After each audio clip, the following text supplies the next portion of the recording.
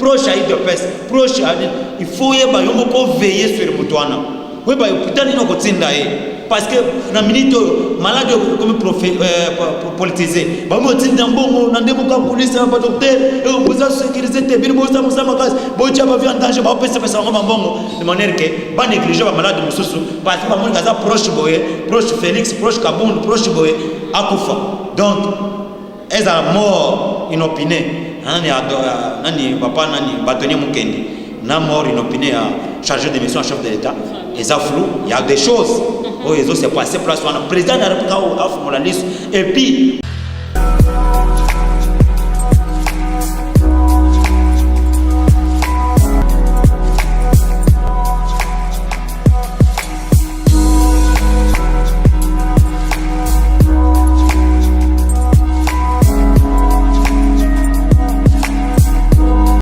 bonjour très chers internautes, bonsoir chez vous. Bienvenue sur Yokason TV. Mon colomana mou pas na bino na sepeli ndenge tokuta lisusu koma lelo na plateau na biso na zamba mokote na sana moko ya bana mboka oyo alobaka malamu mingi na kombo ya papa José Nana tokotika esika na moyimboka koyeba na ko se présenter na bayimboka mosusu bawayeba yakayete bakoyeba moyimboka koma lelo na lomba na koleka na kopesa moyimboka mote tokoyeba masolo nini papa José mebeli biso koma lelo na plateau na biso ya Yokason TV. Mbote mona mboka mbote mama journaliste bonne santé. Non, Nangolo Nzambe toza bien. OK, Nangolo Nzambe toza bien. Mona boka tubeta masolo ya coronavirus oyo tamboli mokili mobimba batu baza kolela lela ikokuna mboka na biso lelo tozo lela maladi oyo memeli biso batu ya motuya bandeko baninga okopebisa na bayimboka. Coronavirus mama ngai na koloba merci beaucoup pour la motuna. Na koloba que coronavirus les ali message pour le monde et ça message pour particulièrement pour les Africains.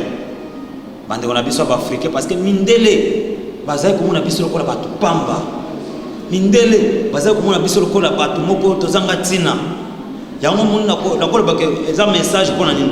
Ça message Nzambe à rendre mbongo inutile. Mbongo inutile parce que batu be bata bana mun mbongo ne te da valeur plus que monde. Voilà un peu batu bana muna mbongo lokola eza na valeur ko le kamut mais lelo zamba rendre mbongo inutile na Europe muni batu na je vis comment na Italie batu ba dépenser ba mbongo mais pour que ba somba vie zoyate ministre premier ministre aleli ça des un message pour la Europe des un message donc chaque pays ba un message na bango na Afrique pe to pe ya biso message pourquoi parce que biso africain ba autorité na biso ba intellectuel na biso ba bailleur de fonds pour que ba développer ba mboka na bango ba kimakaka soka beli akenet na biso na Congo moi soka beli lobi atu na pokwa azui fa nini vol à Europe nini bo akebo ça dit nous sommes des messages aussi pour nous les Africains et particulièrement les Congolais que nous sommes pour que nous soit pour développer pas na bango na minito Europe États-Unis partout ailleurs et comme poli donc Europe comme ça soubienté donc batu bazo ko fakona yoko vajo organisation wapi batu baza confiné batu na batu ba bloqué ba pas de vol pas d'atterrissage donc na minute yoko no awa soko ben OK wapi pour organisation ils ont message batu na batu bazu mayele batu ngaka ba hôpital na bango bien l'infrastructure na bango na bien na bamboka na bango mais na kopesa mes condoléances na ba famille oh baza éprouvé en Europe, aux États-Unis, en Asie, partout. Mais nous avons un message au Balobi que il y a un Américain qui a été arrêté. Bakanga qui est lobby. Américain on a des moutons qui a sali souche il y a coronavirus à qui côté que la chinois pour monique ba chinois pour ne silimbango pour que ba déstabiliser l'économie dans le monde. Reste à vérifier.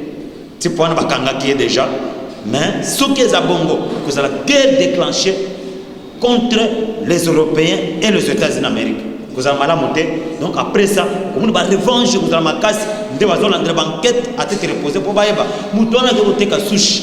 ya nini ya coronavirus ndenge nini akotekela ba chinois pour que ba déstabiliser l'économie les ba ko so ba produit commercial nyons na monde ya pour que bango ba enrichir ba ni infrastructure bango ya Chine pour Chine ata na puissance au monde que pour preuve Chine malade ici dans quelques minutes il paraîtrait que na nombre Chine a pesa ba mort les a lokuta kosaki bazo dans banquette les États-Unis azo dans banquette on a très bien ndeba kangiti point bazo auditionner tokoyeba dans les prochains jours qu'est-ce qui va se passer. Corona is a maladie mabe maman, corona izoboma, corona eza lokola eloko moko message moko au Bible elobela déjà ba tout faut tous ala ekenge tous ala éveiller tous se protéger protection ya malamu ngana moni parce que maladie wana ezoponate ba misuba na mona ba tususu o malade ba bola soko zubo uzangi tonga ba misuba bomba bamboka na otro biso ba misuba bazana mbongo ebele abondo mbongo ebele pour que protéger population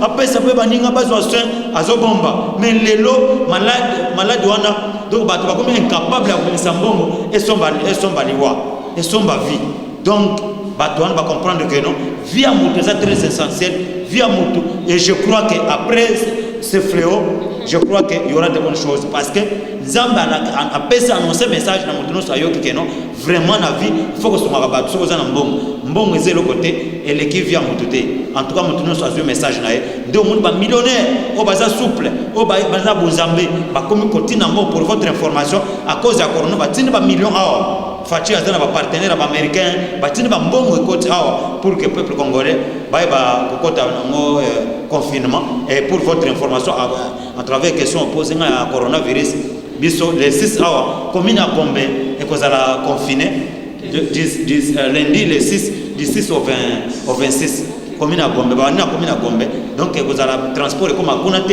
mon côté so cause à fonctionnaire ba pèse ba papier comme système de rotation il faut ba biso ba nommer bango pour que ba pénétrer commune à Gombe parce que parmi les communes les plus touchées à Kinshasa commune à Gombe ça commune première commune aux a touché balobi eza Gombe Kintambo na commune à Kinshasa alors Gombe eza confiné d'ici le 6 officiellement Gombe vous a confiné mais le quoi pesa bana mboka à travers coronavirus va se protéger protection eza garde-toi chez toi vendez pas na ndako reste à la maison protège-toi respecte les mesures oh mon mboka Félix Antoine Tshisekedi a lancé un message fort message patriotisme message d'amour pèse ba mesure wana na mona ke ba tumusu ba komi et loko na profiter que sa président de la République a cédé na makamba confinement général sur toute l'étendue à ville Kinshasa il y a le champ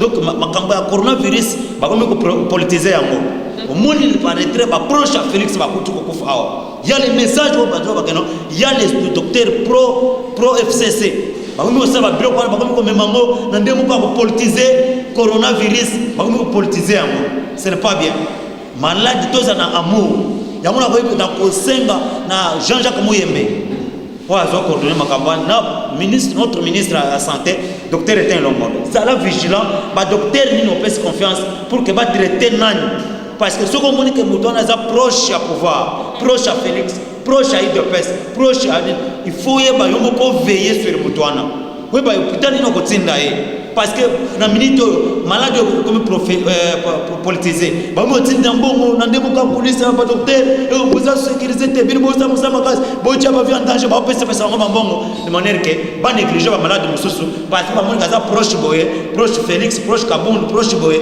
akufa donc est à mort inopinée nani papa nani bâtonnier Mukendi na mort inopinée à chargé de mission chef de l'État et ça flou il y a des choses où ils ont s'est passé place on président de la République a fait la liste et puis basera qui n'a souci au monde bat mingi bazo souhaiter confinement général et ça bat mingi bat FCC ce qu'on t'a bien pourquoi bazo souhaiter confinement général parce que ba yebi que derrière le confinement général on pouvait avoir piège madame oui piège n'ingesa na kingasani na kangasani komba ki muto asomisa ki anini ya loso na ye ba petit moko ba yeba kati gilet et sopani ba lokoto donc komba ki ba kota ba dépôt ba tout ça de manière que ba quand ba profiter na sima confinement général ba ba comme tout ça na ba condition avion malamu te ba que copier donc chef de l'état azak très souple c'est pourquoi on a bengisa ki monsieur Ngobila directement pour que soit mesure à confinement général comme confinement commune par commune quand même nous sommes un peu soulagés parce que commune par commune ça peut quand même aider les uns les autres à se déplacer sur le coronavirus. C'est ce que je peux vous répondre. Ok, merci beaucoup. Moi, Naboka, ceux qui ont masolo maïmatali confinement, sont mon accueil, nous va profiter na simanango, va bâtir biloko, et loko banay consomme na 500 francs, comment on a 1000 francs, y compris voir même sac à makala et mati sac à makala zaki 12 000, 17 000, mais le loko 40 000. Au moment où en tout cas, ce n'est pas du tout bien. Et là, on a dit, madame, il faut avoir l'amour. Dans la bolingote, Mboka na biso ezalaka moindre point de faiblesse moko moto nyonso akomi ko sepela amonga nyonso wana eza ba signe ya pauvreté et non encore répondre à moi eza ba signe ya pauvreté moto azolo ka mvama mbala moko. Faut avoir l'esprit patriotique, faut avoir l'amour. Monica que nos problèmes ezali yo aussi problème ou pas c'est le problème c'est pas bien et donc on a benga il faut avoir l'amour tous na bolingo. Comment ça biloko ezala tino côté bana on va souffrir tout comme ndeko zote kawana au contraire ce que bato bazaki mayele faut te kabilo kwa namba pour que olumba na balabala parce que faut se protéger na katanda parce que bato zote kala zo bateke baza contaminé ou pas plus aux autres recevoir bato mingi na bamba aux simba plus aux autres faire contamination mais yo dans matibilo ezana tina mo côté ezama kaboka mabe ezamba osepana ngote comme matibilo eza sini moko ya pauvreté. Ils ont méchanceté. D'accord. Il faut avoir l'amour. Okay. Merci beaucoup, Papa José. Donc, on parle d'IDPS. IDPS, c'est comme divisé en deux parties. La partie Moussou, c'est comme il y a Jean-Marc Kabundo, partie Moussou, c'est comme il y a Augustin Kabouya. Nous sommes à la partie IDPS. Moi, il y a beaucoup de maladies. Bon, on a la IDPS depuis longtemps. Bato ba souffrir au yebi, ba kangami, naza parmi, bactères, parlement debout. Oui, c'est ok. Il dépêche Jean pro Kabon, na pro Kabou ezate. On est à Badongolomis, on va parce que il dépêche population congolaise, population ça il dépêche. Il dépêche au le ville mort, la population non pas ça va respecter. C'est-à-dire population azomuna sauvetage à travers parti il dépêche. Ça parti d'amour, parti au balingana.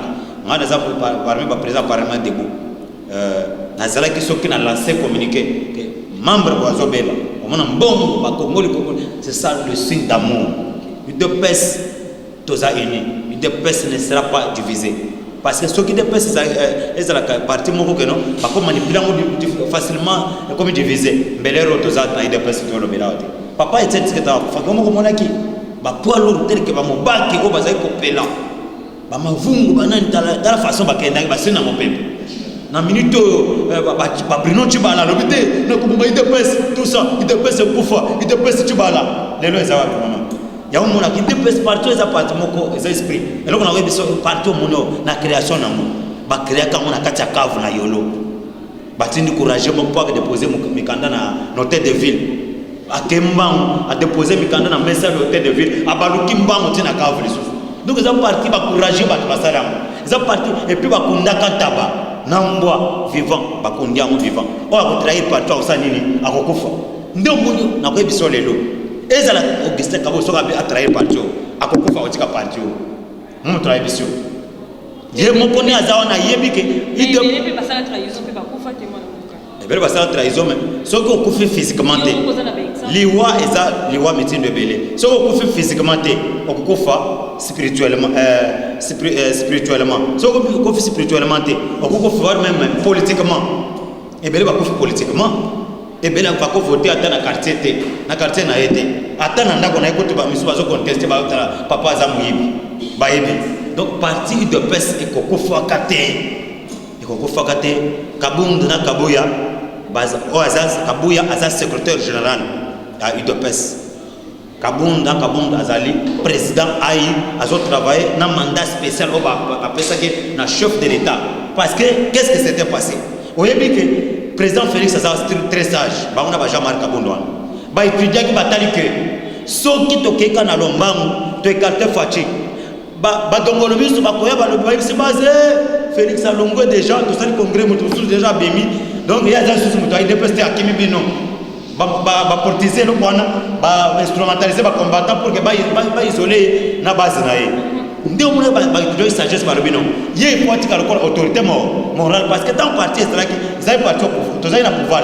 Mais tant parti comme le pouvoir, il a fallu étudier comment est-ce que statut et connaître moi modification à moquer.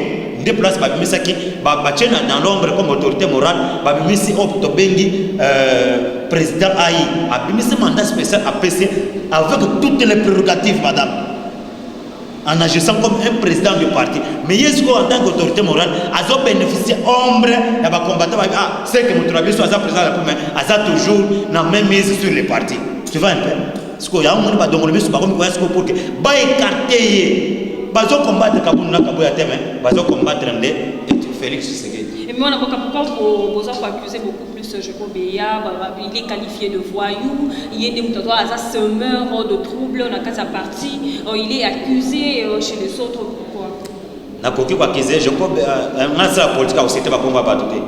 Mais ce que je peux vous dire est que Jacob Beya za combattant le Bolanga, tous habitués sont combattants, azana droit.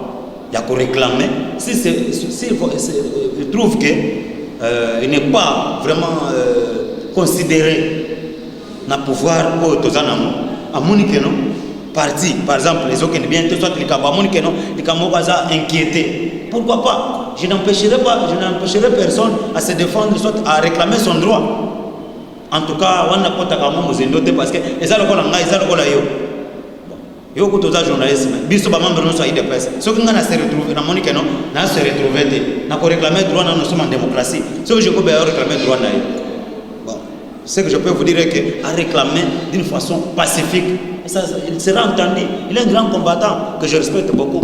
Ok, merci beaucoup mon avocat. Pourquoi le chef de l'État continue toujours à garder son DIRCAB, Vital Kamerhe toujours à Dakar, mais on a eu sur l'Obama qui est sur lui à faire ce de mouton aux 15 millions jusqu'à présent à Zaka Kawana, aux hommes pour faire diminuer votre parti, le PS. C'est la justice qui a fait son travail. Je ne veux pas que tu impliques le président. Azana même mise, tu imposer Azana même mise sur la justice. Botika justice c'est ça le message. Ce cas est impliqué dans Makambouane, il sera toujours réclamé par la justice. Makambo c'est la dossier c'est la madame. Dossier a été salé combien d'années? Il y a pas la justice. Attends présent Félix Alongo. Mais tant que vous avez un dossier na peuple congolais, tant que vous avez un peuple congolais. Il y a pas déjà dans dobo jake na kingu na nina lipomunayo suka okokangama. Donc, tout ce qui est justice, c'est ça, ok, merci beaucoup, madame Boka. Le but est UDPS, vous avez opposition, en même temps, vous avez pouvoir, vous avez opposition. Donc, vous avez vrai, bino, les oye la pétate. Parce que vous avez déjà beaucoup de comment est-ce que beaucoup de quand le bateau bazaki na kasa opposition. Vous jouez double rôle, comment? C'est-à-dire quoi? La lutte continue. Hein? La lutte continue. C'est-à-dire que si tu as beaucoup de pouvoir, les attaques vont croiser ma beaucoup de gâteau, beaucoup de yiba, bien peu beaucoup de targa, parce que tu as déjà au pouvoir. Non. Nous devons quand même dénoncer les gens qui sont en train de voler l'argent public, bien public. Nous sommes au pouvoir pourquoi? Il se dépêche de le baguette. Notre cause doit pouvoir, nous ne voulons pas les pouvoirs, le pouvoir que, donc, pouvoir qu'on a pouvoir. Tout le monde la cara, tout le pouvoir, tout comme ici, le patron, va bien profiter. Non. C'est-à-dire pour faire voir à la population que bien sûr, tous au pouvoir pour nous servir le peuple. Mais si tout le monde dit que non, tout comme il a pouvoir, tant que vous gérez pour passer, vous avez touche, pouvoir aller des presses, on doit te dénoncer. Et on te dit qu'à tout moment, qu'est-ce que président Félix, si on tombe dans le débat, bien sûr, on te dénoncer, tu dis que non, à ça pour faire voir que tous les fanatiques à partir de tous les fanatiques à peuple congolais pour défendre l'intérêt général du peuple congolais, madame. Voilà un peu. Et là, c'est-à-dire que tu joues double rôle. Double rôle, on est que tu as au pouvoir en même temps défenseur du peuple congolais. Merci beaucoup. Merci beaucoup, madame. Je pense que tu as déjà sur ma dernière question. Vous avez déjà une année de pouvoir, il vous reste 4 ans. vous préparez Nini pour 2023 UDPS. C'est là où la Coïb c'est ok. Mon parti au monde, ils ont parti esprit. Ce qui est vrai est que, à part le fléau à coronavirus, il y a quand même ça parce que la santé d'abord. Si tu n'es pas en vie, tu vas faire l'émission beauté. Ah madame, dès que tu as envie, dès que tu as l'émission, dès que tu as la news, dès que tu as le dès que tu as le en même temps, le président doit se battre pour que maladie fléau et ça est long. Dans une émission dernièrement, il y a Nzambe alinga tombe la Congo sur le plan spirituel. Nzambe alinga tombe la Congo sur le plan spirituel. Sur le plan spirituel, Nzambe a élevé Congo. Et ça la kiss, na lobaka moi na mission moko. Et ça la kiss au zoka wana coronavirus e kota awa. Mais na minute o ki teke chloroquine. On va traiter na moi utaka awa. Mais minde tamba moni que non, kiss wana est efficace ba bloquer parce que mutu mwindi mutu asala male ba bloquer. Pharmakina ezana Bukavu. Ezana RDC. C'est-à-dire que si on a qui se traiter parce que chloroquine est fabriqué. Mais ce qui est vrai que le président de la République a toujours un partenariat privilégié avec les États-Unis. Ok, bon, la Banque mondiale a libéré 47 millions pour une vaccination. Mais vaccination, on peut. Il ne faut pas tester à mon agnam. Mais il ne faut pas tester à mon africain. C'est là où il y a une divergence. Les 6 on a déjà le 6, parce qu'on a un peu de cas Antonio Guterres pour que les 6 aient la vaccination. Mais ce qui est vrai, qui sont des autres traités, chloroquine, coronavirus. Le président de la République a toujours de que, a signé ordonnance, 3 ordonnances, lutte contre lutte contre la corruption. On a dit que va voler en cravate. Des fois, on a président l'habité. Bon réhabilité, président Makal. Bon réhabilité, président Makal. Parce que va voler en cravate. Tu n'as pas répondu à ma question. On a tout on a lobby 2023 pour vous préparer Nini. Parce que vous avez déjà 4 ans, une année déjà dans le pouvoir. Moi, on a beaucoup parce que minute n'a plus ici. Ok. Et donc, on a vu que 2023, toujours créer l'emploi, les gens vont se retrouver. Misala, Batunus va se retrouver, Biloko Ekita, dollar richité, Batunus va se retrouver. Parce que vous préparez 2023, mais pour votre information, 2023, Félix sera toujours président de la République. 2023, Félix sera toujours président de la République. Il obtiendra deuxième mandat. On a promis parce que l'UDPS ça toujours une structure efficace, mais c'est que vrai, que soit combattant, va se retrouver. Et belé, quand on est trop et belé, va se retrouver déjà, mais les Congolais peuvent se retrouver parce que tout le monde a un problème à l'UDPS. Moi je crois au nom de l'UDPS, les combattants vont se retrouver, le peuple congolais va se retrouver, Balia va se faire. 2023, le peuple congolais comme Alingi Félix, a toujours dans ce moment là, la confiance, il sera toujours président de la République. Mais formation sur la voie là-bas, on est déjà presque à la fin. Votre numéro de téléphone, on peut si bon, mot de la fin, on a pas téléspectateurs, on a vu ça. Mot de la fin, et on a aussi un se protéger, va vendre bandako.